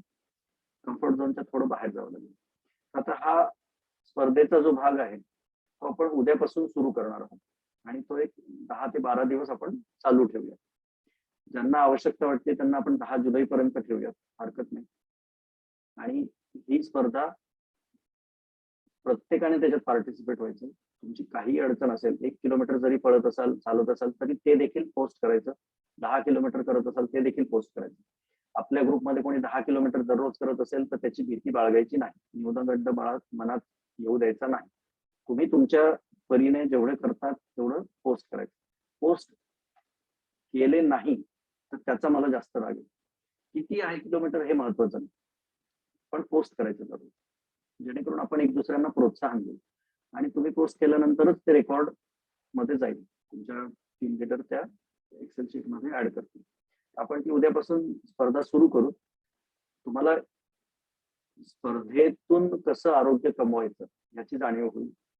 आणि जर तुम्ही रनिंग करू शकलात, सायकलिंग करू शकलात, तर तुम्हाला त्याचा जास्त फायदा होईल, कारण तुम्ही स्पोर्ट्स चॉईस करताय. केवळ वॉक करण्याच्या ऐवजी रनिंग करा, सायकलिंग करा, तो फायदा जास्त जाणवेल. तर हा स्पर्धेचा भाग झाला.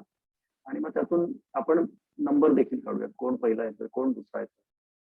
हा भाग जो आहे कॉम्पिटिशनचा, त्यातून चुरस निर्माण होईल, त्यातून तुम्हाला प्रोत्साहन मिळेल की अरे इथे 10 किलोमीटर झाले, मी पण आज 10 किलोमीटर करू. अशी स्पर्धा जेव्हा तुम्ही ठेवाल आणि त्यातून तुम्ही परफॉर्म करण्याचा प्रयत्न कराल, तेव्हा तुम्हाला जास्त एज मिळेल आणि तुमच्या कॅपॅसिटीच्या बाहेर जाऊन तुम्ही परफॉर्म करू शकाल. तर आपण ही स्पर्धा सोमवारपासून ठेवूया आणि 10-12 दिवस ठेवू, वाटलं तर 10 जुलैपर्यंत ठेवू तुम्हाला वाटलं तर, आणि तुम्ही पूर्ण ती वारी 250 किलोमीटरची करा.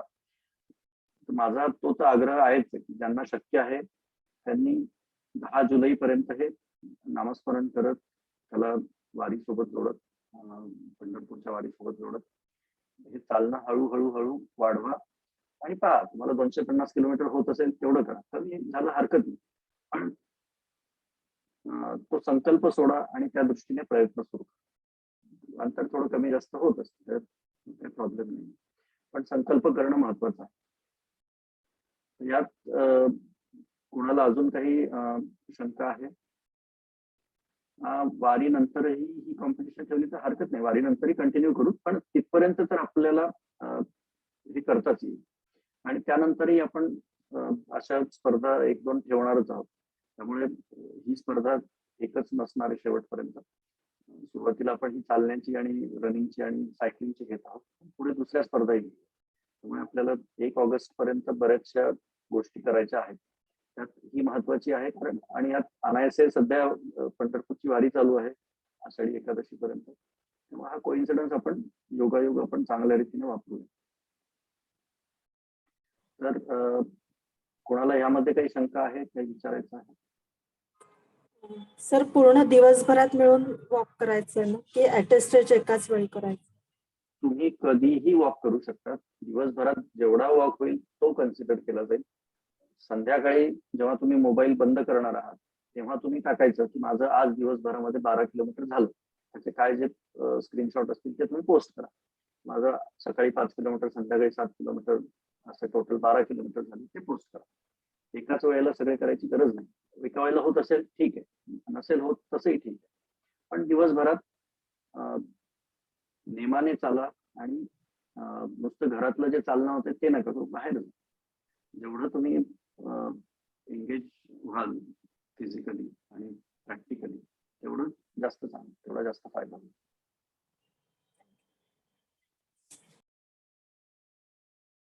अजून कोणाला काही शंका आहेत? आणि हे चालत असताना शक्यतो मोबाईलचा वापर करणं टाळा. जिथे वाटतं तुम्हाला अभंग ऐकायचे ते अभंग ऐका, पण फोनवर बोलणं वगैरे टाळायचं. काही ऐकायचं नसेल तर केवळ आत्मचिंतन करा किंवा मनन करा कुठल्या गोष्टीचं, आणि तसं चालण्याचा प्रयत्न करा. यात कोणाला अजून काही शंका आहे?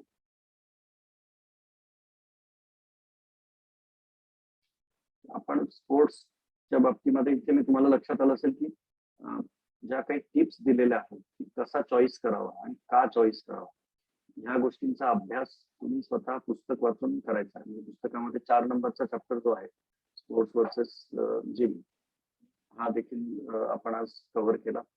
आणि त्यानंतर जो पूर्वतयारी चॅप्टर आहे 5-6 नंबरचा, तो देखील आपण आज यामध्ये चर्चेमध्ये आणला. तर ही पूर्वतयारी प्रत्येक व्यायामामध्ये करणं आवश्यक असतं. म्हणजे तुम्ही कुठलाही स्पोर्ट्स घ्या, त्यामध्ये तुम्हाला ती तयारी करणं आवश्यक असते. कुठे वॉर्मअप करणे, कुठे थोडंसं स्ट्रेचेस करणे, यातून इंजुरी न होण्याची हे वाढते, बळावते शक्यता. म्हणजे आपल्याला इंजुरी न होणे, इंजुरी होणे हे टाळायचे प्रत्येक स्पोर्ट्स खेळताना, कुठलाही व्यायाम करताना. त्यामुळे सुरुवातीला एक 5 मिनिटं स्ट्रेचेस करणं, थोडं वॉर्मअप करणं हे आवश्यक आहे. आणि व्यायाम झाल्यानंतर, तुमचं स्पोर्ट्स खेळणं झाल्यानंतर थोडे स्ट्रेचेस करणं, कूल डाऊन करणं शरीरानं, हेही आवश्यक आहे. या दोन्ही गोष्टी 6 नंबरच्या चॅप्टरमध्ये दिलेल्या आहेत पूर्वतयारी. तर त्या व्यवस्थित वाचून त्याप्रमाणे करायचं. ज्यांनी रनिंग, बऱ्याच जणांना मी रनिंग रिकमेंड केलेलं आहे, तर ते रनिंग देखील सुरू करा. आणि आता त्या रनिंगचा याच्यामध्ये उपयोग होईलच. तर तुम्ही अर्धा डिस्टन्स रन, अर्धा डिस्टन्स चालणार असाल तर ते रनिंग कन्सिडर केलं जाईल स्पर्धेसाठी. किलोमीटर कसे कॅल्क्युलेट करायचे, तर तुम्ही वेगवेगळे ऍप डाउनलोड करू शकता. मॅप माय रन म्हणून एक ऍप मी वापरतो, ते फ्री ऍप आहे. तर ते तुम्ही वापरू शकता आणि त्यात किलोमीटर मोजले जाते. किंवा गुगल ऍपमध्ये पण बरेचसे गुगल जे वॉच आहेत, स्मार्ट वॉच, त्यामध्ये देखील किलोमीटर दाखवतो. तर जे तुमच्या स्टेप्स आहेत त्याला किलोमीटर मध्ये ट्रान्सलेट करून ते तुम्ही पोस्ट करायचं. बाकी अजून काही शंका आहे? सर, दिवसभराचं वॉकिंग काउंट करायला मोबाईल आपल्या जवळ असणं गरजेचं आहे. करेक्ट. पण किंवा तुम्हाला जिथे आता मोबाईल नसेल जवळ, तिथे तुम्हाला अंदाज येईल किंवा इथून इथपर्यंत जाण्यात 1 किलोमीटर आहे, वापस येण्यात 1 किलोमीटर आहे, तुम्ही आज सांगू शकता अंदाज. कारण स्कूलमध्ये तर दिवसभर खूप चालणं होतं, पण फोन अलाउ नसल्यामुळे ते काउंट नाही होणार. करेक्ट. तसं काउंट नका करू. म्हणजे अगदी हॉलमधून किचन मध्ये पाणी प्यायला गेले ते चालणं काउंट नका करू. किंवा शाळेमध्ये देखील जे चालणं होतं ते काउंट नका करू. जे डेडिकेटेड चालणं होतंय वेळ देऊन, म्हणजे आता घरातून ऑफिसला चालले, शाळेत चालले, ते चालणं डेडिकेटेड. किंवा संध्याकाळी फिरायला जातात ते डेडिकेटेड चालणं, ते रनिंगला जातात ते डेडिकेटेड चालणं. पण कामासाठी तुम्ही तुमच्या ऑफिसमध्ये फिरत आहात ते डेडिकेटेड चालणं नाही. ते याच्यामध्ये शक्यतो मोजू नका. Okay sir, thank you. अजून कोणाला काही शंका आहेत?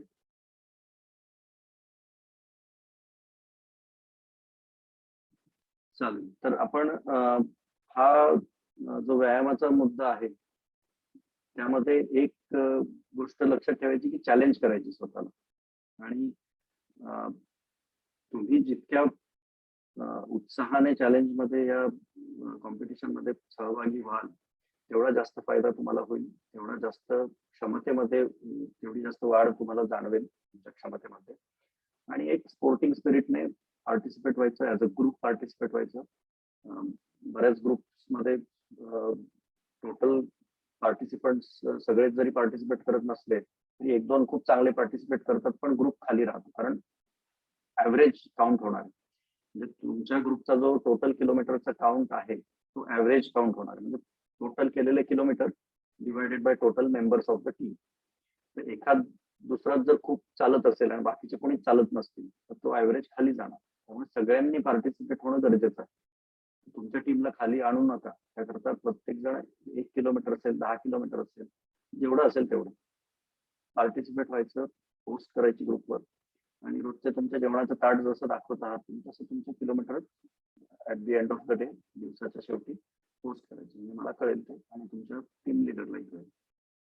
सो हे सातत्यपूर्ण जेवढं होईल पुढच्या 10-15 दिवसामध्ये तेवढा तुम्हाला क्षमतेमध्ये वाढ झालेलं कळेल. आणि तेवढं जेवणाचं हे देखील तुमचं आपोआप पचनशक्ती वाढेल, मेटाबॉलिझम वाढेल आणि वेट लॉसही होईल चांगल्या प्रकारे. तर हा स्पर्धात्मक गोष्टीमधून आपण ते अचीव करण्याचा प्रयत्न करतो. जिथे क्षमता वाढेल तिथे आपोआप बॉडी टोन होईल, व्यवस्थित मसल टोनिंग होईल आणि एक्सेसिव्ह वेट जे आहे, एक्सेसिव्ह फॅट जे आहेत ते बंद होतील. So let us start this from tomorrow. उद्यापासून आपण हे सुरू करूया.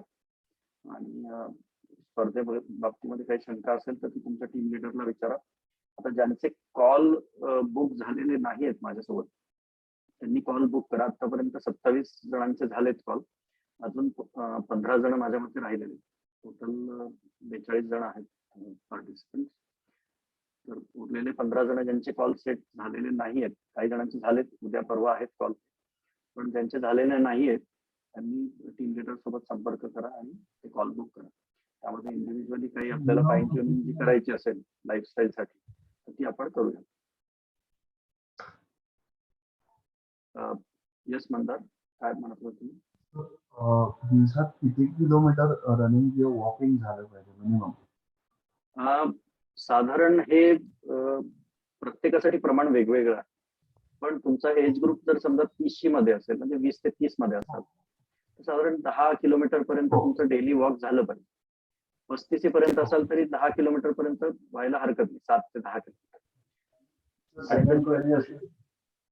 हा, 35 ते 40च्या दरम्यान जर तुम्ही असाल, 35 ते 45 समजा, तर कमीत कमी 5 ते 7 किलोमीटर झालं पाहिजे आणि त्यात ब्रिस्क वॉक पाहिजे. आता जर तुम्ही 30च्या आतमध्ये असाल तर तुमचं काही अंतर हे पळून झालं पाहिजे. म्हणजे तुमची कॅपॅसिटी किंवा स्टॅमिना जो आहे तो आठवड्यातून 3दा 10 किलोमीटर पळण्याचा पाहिजे. जर तुमचं वय 30 पेक्षा कमी आहे तर ती क्षमता हळूहळू डेव्हलप होते. त्याच दिशेने आपले प्रयत्न पाहिजे. दुसरा प्रश्न काय होता? आठवड्यातलं 2दा स्विमिंग केलं तरी चालेल? येस, हो. हो, ते देखील स्पर्धेमध्ये काउंट होईल. तुमच्या ग्रुपमध्ये कोण कोण आहे हे तुमच्या व्हॉट्सअप ग्रुपचाच ग्रुप होणार आहे. त्यामुळे ग्रुपमध्ये प्रत्येकाने त्यांचं इंट्रोडक्शन दिलेलं आहे. त्यातून तुमची ओळख एक दुसऱ्यांची होत असणार आहे. तर ती ओळख तुम्हाला कळेलच. त्यातून एक दुसऱ्यांना तुम्ही हे करा. आणि मी ग्रुपचे पोस्ट करणारच आहे काउंट. त्यामध्ये नावं देखील दिसतीलच तुम्हाला. मी पुन्हा एकदा जे ग्रुपमध्ये कॉन्टॅक्ट आहेत तुमचे ते पोस्ट करेल, जेणेकरून तुम्हाला नावं कळतील किंवा टीम लीडर पोस्ट करतील ते नाव, तर ते तुम्हाला कळतील की तुमच्या टीम मध्ये कोण कोण आहे. तर तुमचा जो व्हॉट्सअप ग्रुप आहे तोच तुमचा ग्रुप असणार आहे. असे 5 ग्रुप्स आहेत टोटल आणि ते आपण स्पर्धात्मक पद्धतीने एकमेकांसोबत कॉम्पिटिशन करत कुठला ग्रुप पहिला येतो, त्यातल्या त्यात त्यातले पार्टिसिपंट चांगले परफॉर्म करतात हे आपण पुढच्या 2 आठवड्यामध्ये काढूया बेस्ट परफॉर्मन्स. तर ऑल द बेस्ट सगळ्यांना त्यासाठी. आणि यामध्ये पार्टिसिपेट जितक्या चांगल्या पद्धतीने होता येईल तितक्या चांगल्या पद्धतीने व्हा. आणि कॉल तुमचे जे बुक करायचे राहिले ते बुक करून घ्या. पुस्तक माझ्या मते सगळ्यांना आतापर्यंत मिळालेलं आहे. जर कोणाला मिळालेलं नसेल तर ते मला किंवा टीम लीडरला तुम्ही मेसेजद्वारे कळवा.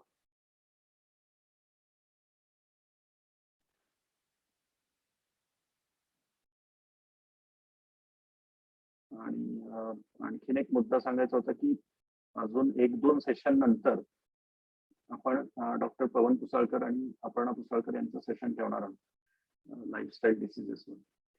तर त्यामध्ये तुम्हाला विस्तृत माहिती मिळेलच त्याविषयी.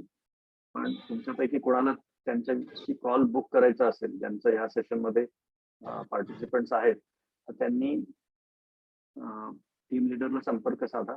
स्पेशली ज्यांना डायबिटीज आहे, ज्यांना ब्लड प्रेशर आहे किंवा इतर काही आजार आहेत, त्यांनी तो कॉल बुक कराच त्यांच्यासोबत, जेणेकरून तुमच्या गोळ्यांच्या वेळा बदलल्या जातील, योग्यता केल्या जातील.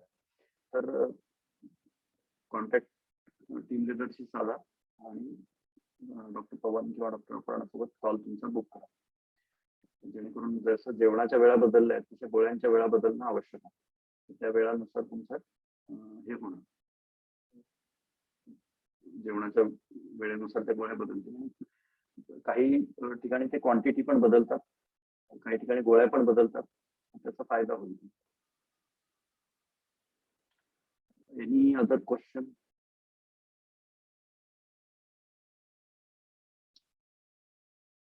अ, 10 किलोमीटर म्हणजे किती स्टेप्स मला लक्षात नाही, पण साधारण 14-15 हजार असतील. हा, येस, 14,100. करेक्ट. स्टेप्सचे कन्वर्ट करून तुम्हाला ते प्रत्येक ऍप मध्ये मिळतं. ते कन्वर्ट करून तुम्ही किलोमीटर मध्ये टाईप करा, सोयीचं होईल. आता ह्याच्यात एक अजून महत्वाची सूचना तुम्हाला सगळ्यांना द्यायची आहे, ती म्हणजे कुठलीही सांगितलेली ऍक्टिव्हिटी ही डिले करू नका. म्हणजे आता मागच्या सेशन मध्ये डाएटचं झालेलं आहे सेशन, त्यात बऱ्याच जणांनी फोटो टाकणं सुरू केलेलं आहे, ते काय जेवतायत ते सांगणं सुरू केलेलं आहे, त्यांचा सकाळचा आहार सुरू झालेला आहे, रात्रीचं जेवण बंद झालेलं आहे. पण काही जणांनी अजून ते सुरू केलेलं नाही. तर तशी वाट बघू नका कशाची. जितक्या लवकर सुरू कराल तितक्या लवकर तुम्हाला काय अडचणी आहेत, काय नाही आहे हे समजेल आणि मग त्यावर तुम्हाला मदत मिळेल, सपोर्ट मिळेल. आणि 6 आठवडे ते सुरू राहिलं सत्र न थांबता, तर त्यात सातत्य येईल आणि ते सवयीत रूपांतर होऊन लाईफस्टाईलचा भाग बनेल. पण जर तुम्ही डिले केलं स्टार्ट, तर मग कारण शोधत कारण मिळत जातील तुम्हाला, मी हे का नाही करू शकत याची, आणि मग त्यातून तुम्ही अजून थोडंसं निगेटिव्ह होत जाल आणि ते करण्यापासून परावृत्त व्हाल. त्यामुळे लवकरात लवकर प्रत्येक गोष्टीत, आता हे चालण्याचं देखील उद्यापासून सुरू करायचं म्हणजे सुरूच करायचं, त्यामुळे टाळमटाळ नाही करायचं. डाएटचं पण मागच्या सोमवारपासून सुरू करायचं होतं, ते तेव्हापासूनच सुरू करायचं. तर आता without wasting any day, just start immediately आणि hit the ground so that you don't waste any time. बाकी अजून काही प्रश्न आहेत? येस किशोर. सर आवाज येत आहे का सर? हो हो येतो. सर माझं जेवण सकाळी नाही होऊ शकत सर, कारण मी सकाळी जसं माझं मेडिकल स्टोर आहे खेड्यामध्ये मी असतो, आणि इथे जर 7:00-7:15 मला मेडिकल खोलावं लागते सर. तर मी सकाळी 4-4:30ला उठून मी फिरणं वगैरे होते, आंघोळ वगैरे झाला की मला मेडिकल, पण मी एक टाइमच जेवत आहे सर. सकाळी जवळपास 12 ते 12:15च्या दरम्यान माझं जेवण होते, आणि संध्याकाळचं जेवण बंद केलंय सर. राईट. तर सकाळचं जेवण आवश्यक आहे. ते जितकं डिले कराल तितकं तुमच्या शरीरावर ताण पडेल, तुमचं जे एंडोक्राईन सिस्टम असते त्यावर ताण पडेल.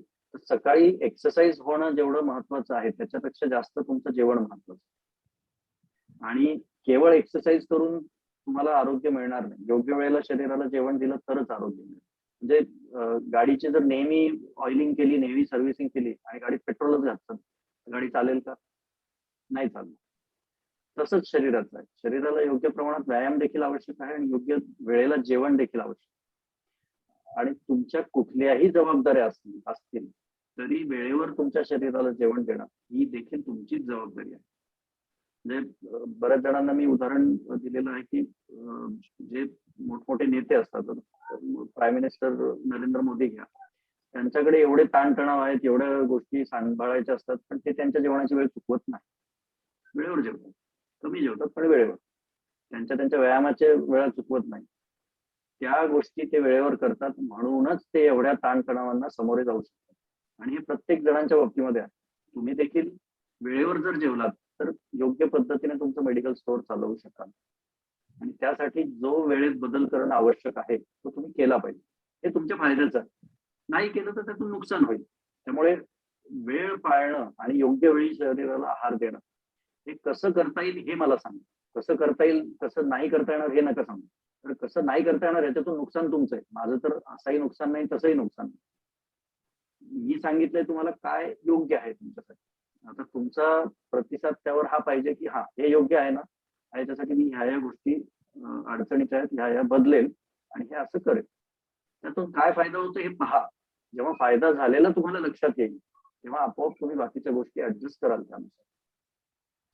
आता सकाळी जर इतक्या लवकर उठत आहात तुम्ही 4-4:30ला आणि 12 वाजता तुम्ही पहिलं जेवण होत आहे, तर जवळपास 8 तास तुम्ही शरीराला आणत आहात, राबवून घेत आहात आणि मग जेवण देत आहात. त्यातून शरीरावर भरपूर ताणतणाव पडतो आणि अशा जीवनशैलीमधूनच डायबिटीस सारखे रोग उद्भवतात. तुम्हाला जाणवत असेल की साधारण एक 10, 11, 12 वाजता भरपूर पल्पिटेशन होत असेल, थकवा येत असेल किंवा एक ताणतणाव येत असेल, चहा प्यावा वाटत असेल, कारण शुगर कमी होते शरीरातून. आणि ती शुगर याकरता कमी होते की योग्य आहार शरीराला दिलेला नसतो आणि काम करून घेत असतो आपण शरीराकडे. त्यामुळे आहार हा जितक्या लवकर देता येईल तितकं चांगलं. सोबत तुम्हाला फार अडचण असेल तर डब्बा घेऊन जा आणि सकाळी 7ला मेडिकल स्टोअर उघडा आणि 10 मिनिटं आधी जेवून घ्या, मग कस्टमर हँडल करा, असं करा. पण जितक्या लवकर जेवाल तितकं चांगलं. सकाळचं जेवण 12 वाजता करणं अयोग्य. थँक्यू. अजून कोणाला काही शंका आहे, प्रश्न विचारायचे आहे? सर आठवड्यातला एक उपवास असतोच, मग त्या दिवशी काय डाएट करावी? सकाळी 7:30ला तर उपवास सोडणं अशक्य, मग तेव्हा काय खावं आणि मग दुपारी 1 वाजता कसा आहार ठेवावा? तर 2 पर्याय मी सांगितले उपवासासाठी. पहिला पर्याय हा आहे की दिवसभर तुम्ही फलाहार करा, दूध, ताक, त्यानंतर राजगिऱ्याच्या लाह्या या गोष्टी खाऊ शकता दिवसभर, रात्री पण. आणि दुसऱ्या दिवशी उपवास सोडा सकाळी जेवून. दुसरा प्रकार हा आहे की सकाळी जेवायचं आणि मग दिवसभर फलाहार, राजगिऱ्याच्या लाह्या, दूध, ताक या गोष्टी घ्यायच्या. हे दोन प्रकार आहेत. रात्री जेवून उपवास सोडणे चुकीचेच आहे. कुठल्याही देवाला ते मान्य नसेल, कारण त्यातून तुमच्या शरीराचं नुकसान होतं. अयोग्य वेळी कुठलाही देव स्वतःला जेवण देणार नाही, तर तुम्ही का देता? आणि तर ही जी पद्धत सकाळी- आहे आपल्या शरीराला रात्री आहार देण्याची, त्यातून शरीराचं नुकसान होतं हे तर नक्कीच, हे सायन्स सांगतं आणि अध्यात्म देखील सांगतं. त्यामुळे ते अन्न न देणं योग्य. आता चतुर्थी सोडायची असते बऱ्याच जणांना रात्री, मग त्या दिवशी एखाद मोदक खायचा आणि दूध प्यायचं आणि झोपायचं. मग दुसऱ्या दिवशी प्रॉपर जेवण करायचं, असं करायचं. पण रात्री पूर्ण जेवण आणि सगळ्यात मोठं जेवण जाणं चुकीचं आहे पोटामध्ये. यस किशोर, तुम्ही तर काय काही म्हणता? सर काही 7-8 वाजता एनर्जी फ्युल घेतला तर नाही चालणार का सर? नाही, एक लक्षात घ्या की कुठलंही ड्रिंक जे नैसर्गिक नाही ते मी रिकमेंड करत नाही आणि ते घेणं टाळलं पाहिजे. कमीत कमी प्रोसेसिंग झालेल्या गोष्टी आपण आहारात ठेवल्या पाहिजे आपल्या. आता तुम्हाला एनर्जी ड्रिंक म्हणजे काय घेऊ शकता तुम्ही? दूध घेऊ शकता, ताक घेऊ शकता, हे ठीक आहे. फ्रेश जर ज्यूस केला असेल तुम्ही स्वतः तर तो ज्यूस घेऊ शकता, पण शक्यतो फळं खा. माझं म्हणणं आहे की ज्यूसच्या ऐवजी फळं खा. ह्या गोष्टी चालतील. राजगिऱ्याच्या लाह्या, ज्वारीच्या लाह्या, साळीच्या लाह्या हे चालेल 5 वाजता वगैरे. पण कुठलंही एनर्जी ड्रिंक वगैरे, processed food, protein powder, vitamin supplement ह्या गोष्टी घेऊ नका. जर तुम्हाला कुठल्या गोष्टीची कमतरता वाटत असेल, एखाद्या वेळेला कोणाला आयर्नची डिफिशियन्सी असते, कॅल्शियमची डिफिशियन्सी असते, तर त्या डिफिशियन्सीला अनुसरून आहारात काय बदल करता येतील याचा अभ्यास करा आणि तो बदल अभ्यासपूर्ण पद्धतीने करा. पण सप्लिमेंट्स किंवा कुठलेही एनर्जी ड्रिंक्स घेऊ नका, त्याचे दुष्परिणाम होतात.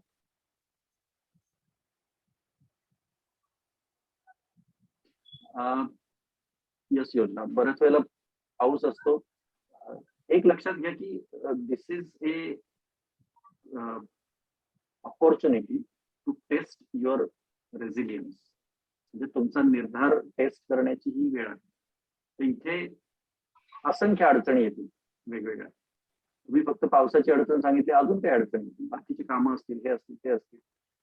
प्रत्येक अडचणीच्या वेळेला जेव्हा तुम्ही मात करून तुम्हाला अपेक्षित गोष्टी करण्याचा प्रयत्न कराल, तेव्हा तुम्हाला त्यातून एक वेगळा आनंद मिळेल. स्वतः बाबतीत एक अभिमान होईल किंवा एवढे सगळे प्रॉब्लेम असून देखील मी या गोष्टी केल्या. तर हा एक निर्धार मनाचा तयार करण्याचा प्रकार जो आहे तो देखील आपल्याला निरामयमध्ये शिकायचा. आणि every time when you do some work that is challenging for you, that will ensure that you generate those happy hormones in you every time you achieve those things. आणि ते हॅपी हॉर्मोन्स जनरेट झाल्यामुळे तुम्हाला नैसर्गिकरित्या आनंद होईल, नैसर्गिकरित्या relaxation होईल, झोप चांगली लागेल, काहीतरी अचीव्ह केलं. आज पाऊस असूनही बाहेर गेले, वॉकिंग केलं. अर्थात काळजी घ्यायची, पावसात भिजा असं म्हणत नाही. रेनकोट घालून जा किंवा छत्री घालून जा व्यवस्थित आणि वॉकला जा. जिथे एखाद दिवशी खूप पाऊस असेल त्या दिवशी सोसायटीच्या आतमध्ये वॉक करा, हरकत नाही. एखाद दिवशी बाहेर जाताच नाही आलं तर त्या दिवशी सूर्यनमस्कार करा दिवसभर, दर 2 तासांनी, हरकत नाही. पण प्रयत्नात कुठलेही एक अपवाद होऊ नयेत किंवा एक्सेप्शन स्वतःला, एक्सक्युजेस स्वतःला देऊ नयेत याची काळजी घ्यायची. Yes yes Yashwant. सर लिंबू सरबत चालू शकेल ना? हो चालतं. तेवढंच पाहिजे. येस.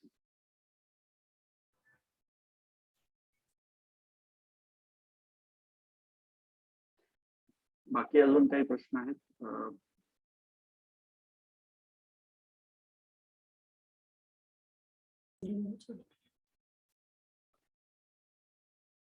ऑफिसला जाताना जेवून गेलेलं चांगलं सीमा, जेवण महत्वाचं. त्यानंतर लिंबू सरबत घेतलं तर हरकत नाही.